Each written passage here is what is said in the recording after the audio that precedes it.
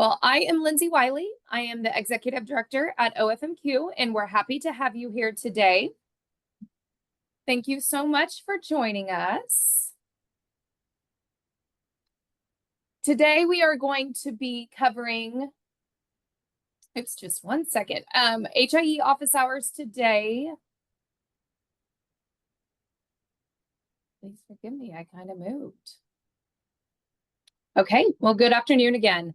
We're glad you joined us today. I apologize for the technical difficulties. We had a little flitching screen, but we're ready to get going now. Today, we're glad that you've joined us for a session to answer any common questions about behavior health in the HIE. We're here to answer your questions and hopefully for you to learn a lot. So thank you for joining. A few reminders we have. First, panelists, please mute your mics if you are not actively speaking. Secondly, attendees, you are going to be automatically muted in the webinar. To ask a question, please use the Q&A function or the chat function. I will be monitoring that during the session. Today's session, we will be sending this out after the session in a PDF format, so you will have copies of the slides. Additionally, as you may well know, this session is being recorded, and the recording of the session will be available on My Health Access Network website for you to revisit or share with your colleagues.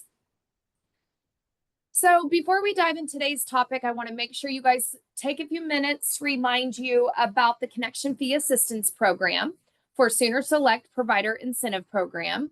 These OK Shine programs are incredible opportunities for Oklahoma healthcare providers to take advantage of funding while it's still available. Through the OK Shine Connection Fee Assistance Program, any organization employing a licensed healthcare providers in Oklahoma can have all their one-time fees from My Health covered, ensuring an affordable and streamlined process to connect to the statewide designated health information exchange. Additional related fees may also be considered, and the application process is very simple. You just need to visit okshine.gov, and we will share a slide with that information on it at the end. Additionally, their Sooner Select Provider Incentive Program offers significant financial benefits to providers that are eligible for this program, and they can see an estimated 28% increase in base schedule reimbursements for qualifying care and services. This includes an 18.5% base fee and then a 9.25% increase for Medicaid providers who actively send data utilizing the HIE. So that extra incentive is that 9.25% for being a My Health participant. These programs really are a game changer. That's why we're doing so much work trying to get outreach to you all and make sure you have this information at your fingertips, and we don't want you to miss out on this funding opportunity. Let's see. So today I want to go on and introduce Mr. Mark Jones.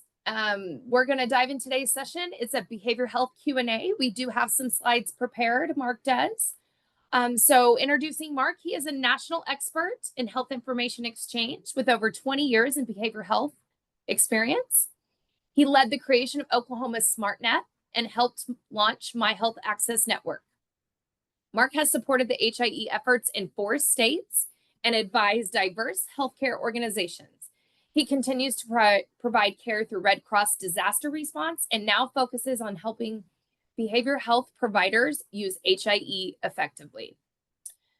We are fortunate to have such a knowledge-based presenter today in Mark Jones, and we are so happy to have him answer any of your questions. With that, I will turn it over to you, Mark, and we will get started. Thank you, Lindsay.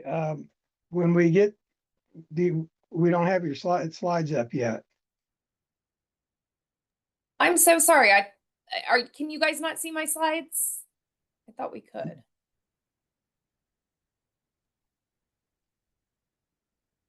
I see your slides, Lindsay. Okay, fantastic. There Mark, we go. You got it? Okay. Very good. I'm on the opening slide, so I'm going to go on to slide 2. All right.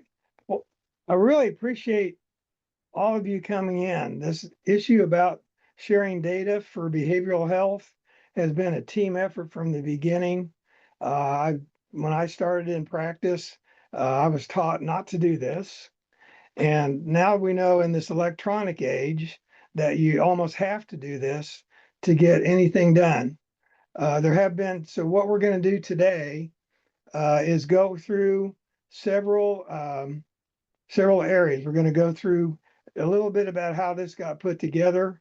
We're going to talk about benefits to you from getting the HIE. We're going to talk about privacy quite a bit. We're going to talk about licensing and issues with issues that you really have to deal with in terms of your clients, how to talk to them about this. So the slide that I see, Lindsay, is the one with the Oklahoma consensus. Is that what you have? I had the HIE office hours decorum.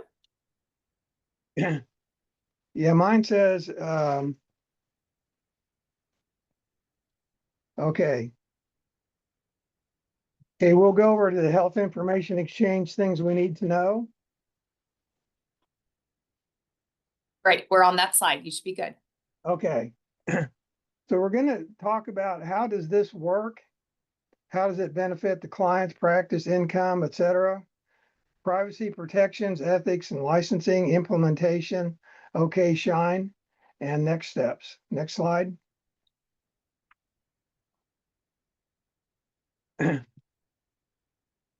The process of developing an HIE at the point at which we began the effort here in Oklahoma, literally there weren't any. There's a very good one in Indiana, and there was not any others really around the country.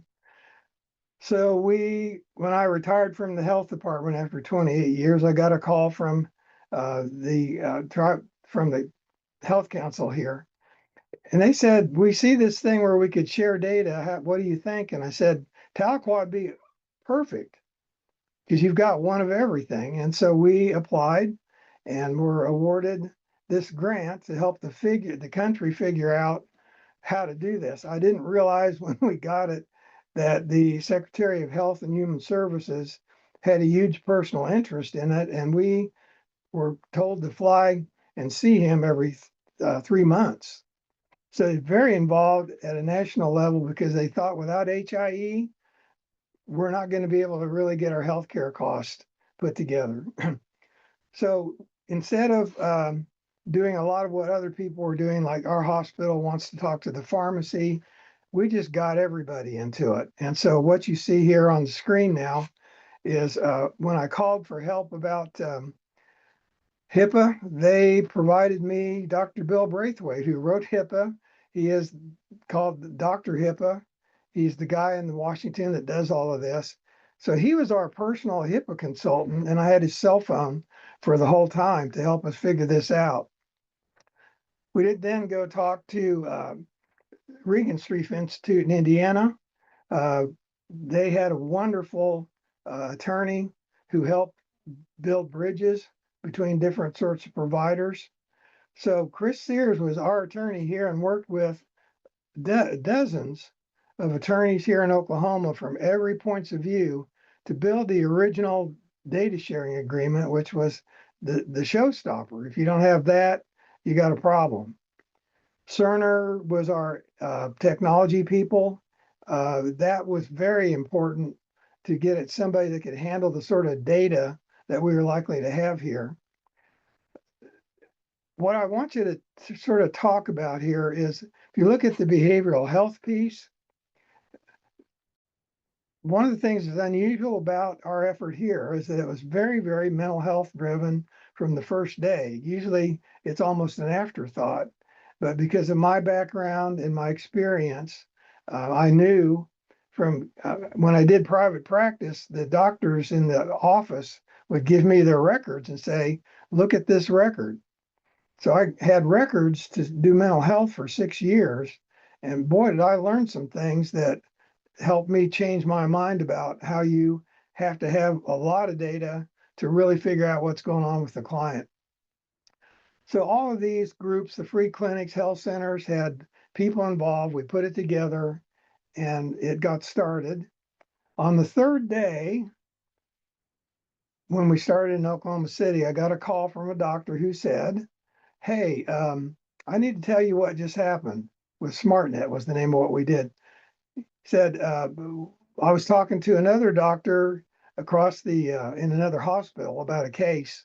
And I said, why don't you have them look up the HIE data on this person? So they did.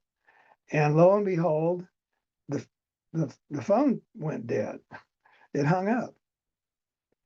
And so he waited and got a call back from the doctor that was involved in this. And he said that I see now that the dye that we're going to use to do the evaluation of this person's body is something they're allergic to. Wasn't in our records. It was over in somebody else's records. And that really hit me as the first concrete example of what can happen when you get data that you normally don't have.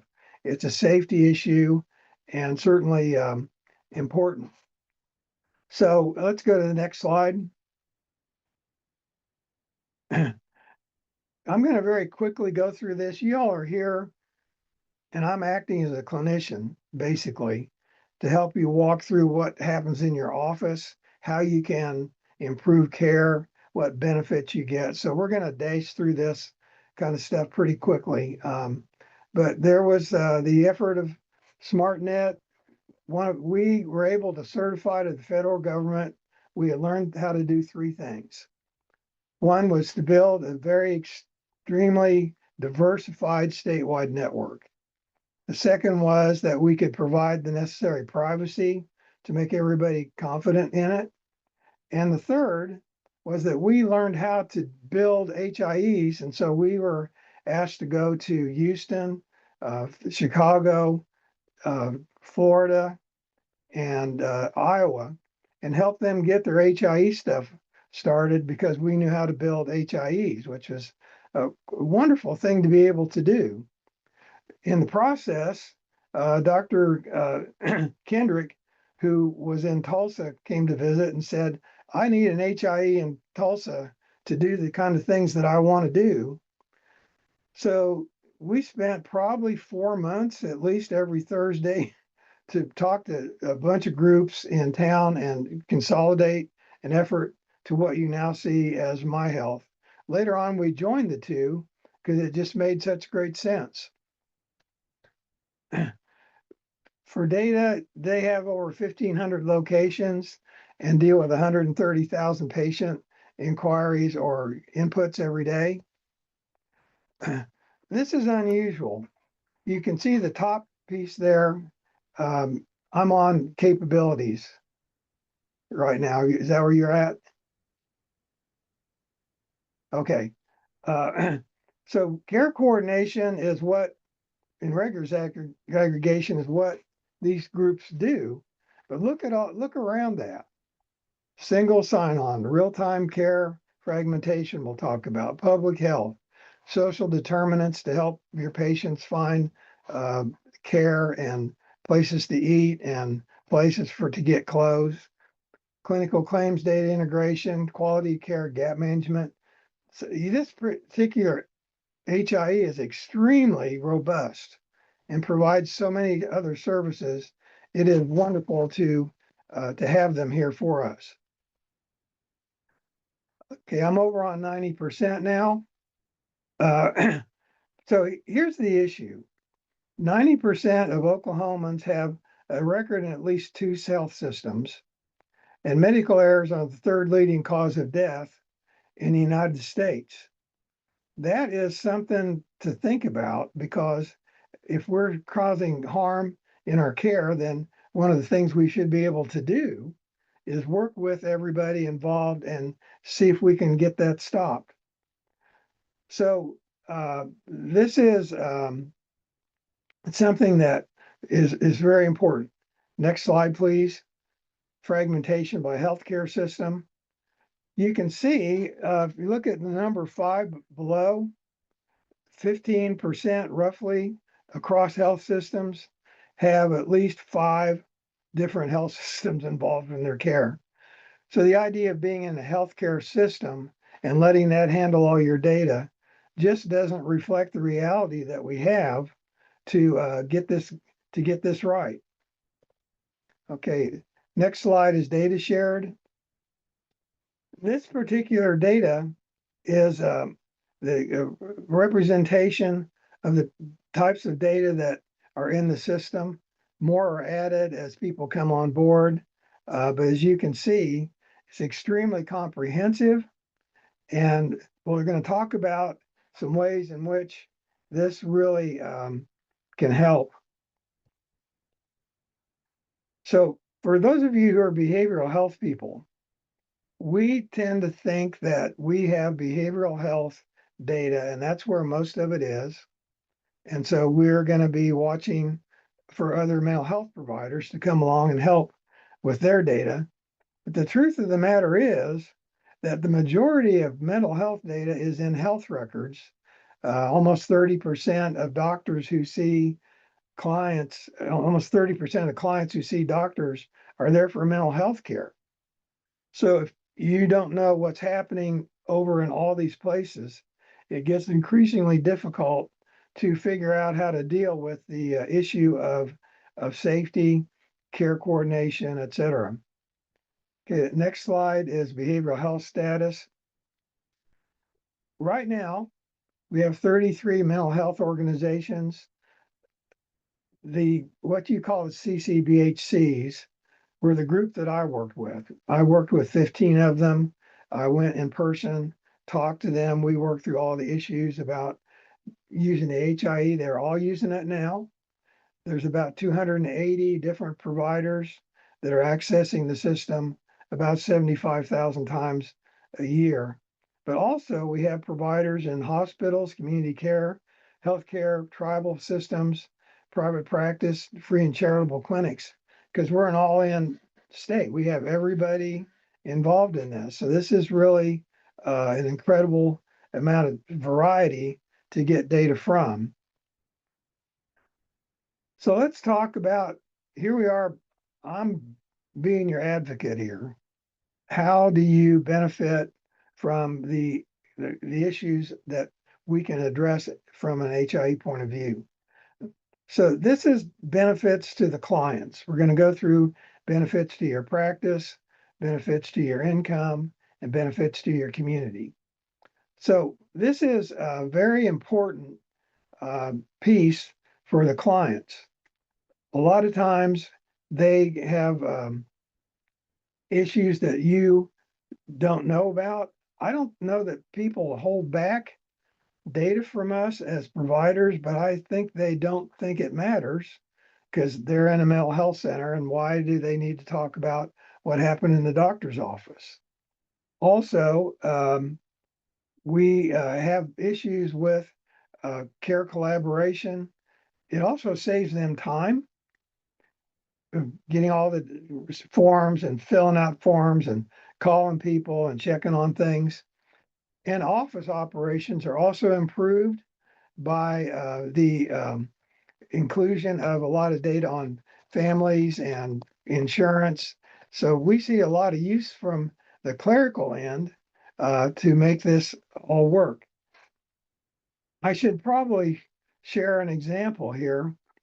We had a problem years ago where one lady had gone to a hospital complaining of massive brain problems, and they had to do a scan and they found out that she didn't have any. They went into the HIE and they said, you know what? This is the third time that this has happened. What in the world is going on here? Well, they kept looking and there were some mental health records in there from a hospital, and it said this lady had bipolar disorder. So what happened? Well, when she went to see her regular doctor, they didn't realize that bipolar was in the cards. So they put her on an antidepressant. What do we know about antidepressants? They make people escalate. So this lady was periodically escalating in times when she was cycling up, and going to the hospital and doing this 3 times, and she didn't even have any insurance. So this is an example of how mental health and physical health are really joined at the hip, and much more than I think any of us in school thought was the case. So let's go on to the next slide about practice benefits. So the intake process is something that takes a lot of time. You end up asking people to send you reports, double checking things. It is very time consuming. By integrating an HIE into your intake process, you get a ton of data up front and you can do more work faster and with greater accuracy and safety if you have the data. I mean, it's a little simple. Is more data better? And the answer is typically yes, it really is. Here is something that was a surprise, and I think HIE really surprised us in the state because it's technology. But what it did was bring people together because they were sharing data on the same patients. So it's actually a community support system for better care. We learned that if you look at somebody's record and you say, you know, Dr. Dobson is their provider, and I see issues here that I'd like to communicate with him about. These relationships to do coordinated care also build referral relationships. And it's amazing how many times an HIE will help you build a relationship to a provider who will refer to you and also to other health providers. So it's a little bit of a surprise, but it is something pretty interesting to know. You can get a care fragmentation report if everybody involved agrees that this is a process they want to use. Wherein if you have an emergency of some sort, you're able to get the data on the emergency literally right away. So you can come into the office the next morning and see who was suicidal or whatever. For quality of care issues, particularly the big CCBHCs, know that these are the kind of things you have to track to get to better health care. So certainly, again, for your practice, the data in the HIE is really good for measuring your quality of care measures. And again, we come back to the office. Again, they get the data that they need from addresses, phone numbers, insurance. It's really a good thing. And also, if the insurance changes in another place, that gets put in the record. So you see an insurance change at your place. The next one is intake and review. This is a little bit more about intakes, but diagnoses are really important. So I was in a big mental health center helping them figure out how to use their HIE. And we had he said, well, who do I do this on? I said, well, who are you worried about? So he found the patient in their system, and this person was elderly, had been very depressed, and was getting more and more depressed. And they were getting ready to do what? Another add-on antidepressant. So we had in the room a doctor who was involved in the same assessment, how to use HIE to help their side of it. And I'll never forget this. He looked at me and he said, you can give this guy all the antidepressants you want. He's not ever going to get better because that isn't his problem. His thyroid is just totally not functioning. And until we fix that, he will not ever get better. Again, when you think about this case, it's a very good thing happened. How many other cases are there where this doesn't happen? And I think it could be more than we want to consider sometimes in terms of how these medications and healthcare and mental health care need to interact better. I think let's go on to the next one, which is income benefits. So again, I wouldn't, nobody's saying you should contact doctors in the HIE so you can get referrals. It just happens in nature. It just evolves that way. And so you can build a practice that has two features. One is probably patients that pay better, but also the fact that they uh, use you for more referrals. And so you get somebody that is in your corner. I think Lindsay already talked about the connection fees. There is an issue about there is a small fee for mental health, licensed mental health people, but it's only um, very small. So if you have 150 clients, you might pay like $22 a month, but that includes your whole staff. So for 22 bucks, you're getting the entire staff that is involved in this. Okay, community benefits. This is really interesting. There are just so many surprises in this. It's fun to talk about them. So we found out that in building the HIE, that communities who are trying to recruit doctors and other providers into the community can share the idea that they have an active HIE to recruit providers. So how does that work? Well, the way that works is if you're a provider and you have one city that doesn't use this and one city that does, so you get your reports quickly, you get allergies, you get to know where your clients has been, you get to see all the stuff from their specialists. It's just it's a recruiting tool, which again is a little bit of a surprise, but a good one. Certainly for disease outbreaks, certainly for collaboration between the people in the city. Also, disaster response. We did have a a tornado go through Oklahoma City, shut down 3 hospitals, and they were able to use our HIE to build on enough to be able to take care of people until their systems came back up. So we were essentially a backup HIE. I did go to Hawaii to help with the Maui victims because I go there quite often uh, just for vacation. But the Red Cross put me there for 2 weeks, and their whole healthcare system collapsed. The buildings were gone. This fire came through at 85 miles an hour and destroyed everything in its path. So the pharmacy was gone. And even if you could find a pharmacy, the person who knows you doesn't work there now. So the idea of an HIE is critical for community health and response. Okay, let's look at previous key opportunities to utilize the HIE. Certainly, for all the things we've talked about, but I want to talk about stuck cases. You know how you do all the right things for somebody and they're just not getting better? It turns out that a lot of times, if you look in the HIE, there's something external to what you know about that is causing these problems to happen.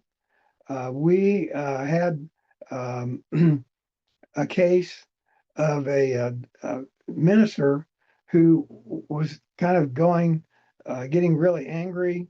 His staff came to me and said, "Can we do anything?" I said, "Well, he'll never take therapy, but I could talk to him and see if I could help." So I did. He had a minor stroke, and everybody thought the minor stroke was the issue. She talked about the medications he's on, and lo and behold, um, there was one that maybe could trigger a lot of emotional responses. So I got his permission to talk to his doctor and said, "Would you be willing to switch him out on this?" Switched him out, and I'm telling you, 2 days later, he was back to his old self because we were able to identify what the real problem was. It wasn't his stroke, it was his medication. Okay, let's talk about privacy now. We had more work put into privacy than anything. Privacy is job one. When I called HHS, I said, "I need the best guy you can get for privacy," and they sent me Dr. Braithwaite. I think that was critical to building the confidence we have here. So let's look at this. So here we have 6 layers of privacy controls. And you can see the patient is the beginning of it. They register at the provider, they have to opt in for mental health. I do want to clarify that the HIE data for you is not part of your record that you have to share back if somebody sends you a release. So you don't, if you have HIE data, you don't release it back. That's important, I think, for a lot of providers. The entire operation is office-based, so everybody in the office is involved. They get trained, they get qualified. My Health has people that will help design access levels for your staff. There is an ability to have, say, a doctor see some data, maybe a nurse less, and maybe the clerk less. So you can do that. The EHR, again, on sharing data, the EHR is the dam. It holds the data. You don't let it out until you are okay with it by policy or by individual attention. There is technology involved in this that is extraordinarily sophisticated and safe. My Health has never had a breach or any kind of serious privacy problem, and we didn't in SmartNet either, because we are so careful about building policies and the right technology and training. And then if you adopt this, you'll have somebody in your office who will oversee who gets what. Governance is the core of this effort. There's board operations committee, full-time privacy officer. If you really want to know about the hard parts of privacy, Joe Walker gave a 2 weeks, he gave one of these talks, and you can look it up on My Health in the HIE section. Federal law is always good to be compliant to. There is state law, and there are particular regulations. I want to talk about 42 CFR. This is probably the most confusing and misunderstood piece of the entire effort from the standpoint of the fact that Oklahoma is number 2 in the country for substance abuse. I mean, I didn't want to be first on that, but we are. So this is coming up regularly. So I'm going to make this oversimplified. The best way to think of it is there is no such thing as 42 CFR data. It's the data that is in a place that a group has formed to be a drug and alcohol clinic. So any data that is in the clinic is 42 CFR data. Now let's flip it around. So you've got a doctor and he says, this person has alcoholism. That is not 42 CFR data because of where it came from. Thank heavens, because we didn't know what is happening with the clients in terms of all their drug abuse and addictions. That is really bad. That can really hurt people for them to not know. So when you talk to your clients, being able to share that is a safety issue for them. Okay, next slide about sending data. This is probably the most difficult part of this. There's a place in all of us that goes like, don't do that. But we found in working with all the big mental health centers that only 3 to 4% of their clients opted out of using the HIE. It was tremendously helpful for that. So we are in a position now where we know that sending data is critical to somebody's health.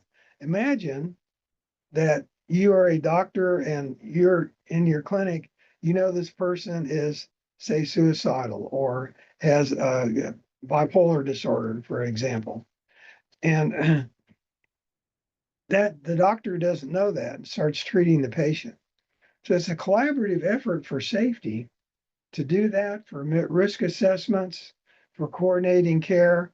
Almost every client will say, okay, this is for safety. If I'm in the ED, it'll help me. If there's some medication that reacts to another medication, that'll help me. It'll help me get data moved so I can have a care team.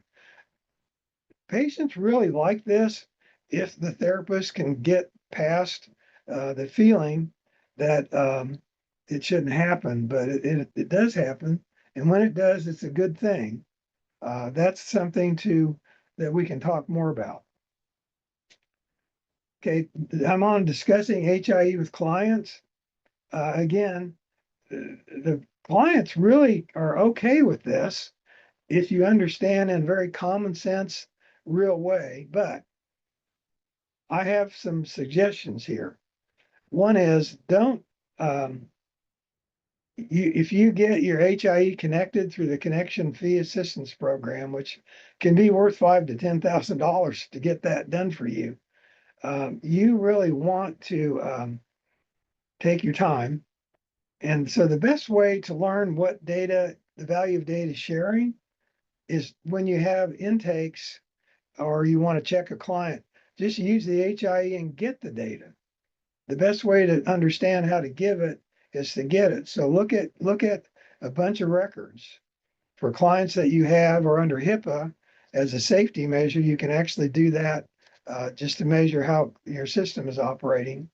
And so this is, I'd say, a couple of months to get your HIE connected. So use that time just to get comfortable with getting it, and that will teach you more than anything about how to give it.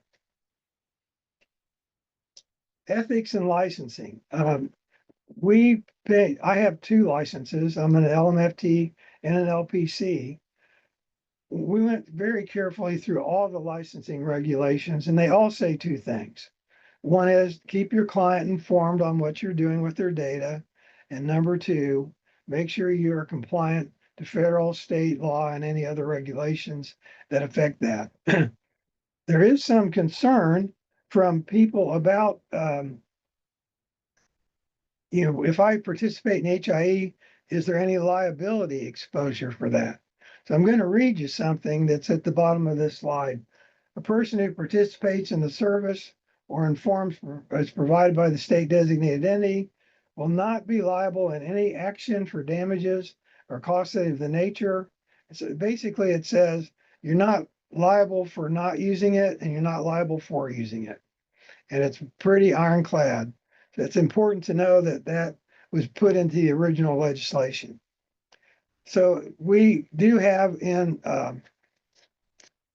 OFMQ, we went to the licensing board for drug and alcohol for social workers, and there's one board for LADs, for LMFTs, LPCs, and LPTs. They all released us to do training for our state. So we have been approved by the licensing boards to provide this training. I want to make sure they're not endorsing it. They can't do that. But there's enough value and enough confusion about this that I think they all felt like this was something worth doing. Processes for implementing HIE. Again, take your time. You don't have to share data until you get comfortable with that. There is an ability for you to look in My Health and see where the data is coming from. So if you're particularly interested in psychiatry or you're interested in Locust Grove, you can find where and what these folks do. Your software people are extremely important to do because they are the ones that'll help you control what comes in and out of your system. Talking to the clients is very important.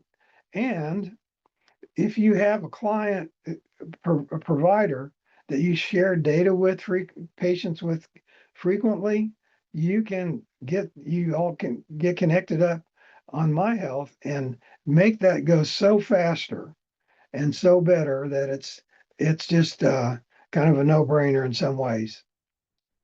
So our summary of benefits for intake, review, collaboration, crisis operations, in practice, care collaboration, medication. I'm not going to read all these because we're a little short on time, but this is a process here who of all the benefits that you receive as a side benefit to being involved in HIE. What you have available for us, we know that mental health is probably the trickiest area to do HIE. So we have a package that doesn't cost you a thing. It's just how we do this. You know, I will be available to help you. This you'll get CEUs for what we do out of OFMQ. Your enrollment and benefits support to get you signed up is there. And there is an HIE manual. It's almost 20 pages long that we're finalizing now that we'll share with you. It's an office-based support system, kind of an FAQ in-house for you. I think we've already talked about this. I got 4 minutes here. Do we have any questions?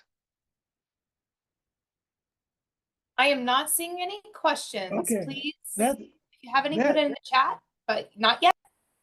that's good. Let me tell you why. This particular presentation is based on 13 questions that we've been seeing for years. We built this to answer every one of those 13 questions without getting too bound up into it. So that's really good if we've been able to support and help you understand all of these difficulties that you can overcome and make your practice better, make your clients feel better. I do want to take a minute here to very quickly say that the body and the mind are not separate. We know from brain studies, gut brain studies, vagus nerve stuff, and that mental health conditions can create medical conditions can create mental health conditions, and the medications affect both. So this is very important to get yourself connected to this. It doesn't create any obligation for you. You just correlate things. If this happens and this happens and they happen simultaneously, then you can get back with their doctor or their phlebotomist or whatever you got to help with this. So with that, I think I will say thank you to all of you who have been involved in this process for all this time. I hope that we were able to help you, but again, if you contact the source that you will get on your, when you get a notice from us, contact OK Shine. They have staff there that will get you to all the right people. If I can be of help to you, I'd be very happy to help with that because this is something that is new, but should have happened a long time ago, probably. So Lindsay, with that, I think I'll turn it back over to you. Awesome. Well, thank you so much. Thank you all for joining us today for the HIE office hours session. We hope you found it very information and education and valuable. As a reminder, you'll receive a follow-up email soon with a PDF copy of today's presentation, along with additional information on upcoming HIE office hour sessions and an opportunity for you to provide feedback on today's session. Thank you again for your time and participation. If you have any questions, please always don't hesitate to reach out, and have a great rest of your day. Thank you, Mark, and thank you everyone for joining. Thank you, everyone. Appreciate it. Thank you. Bye-bye.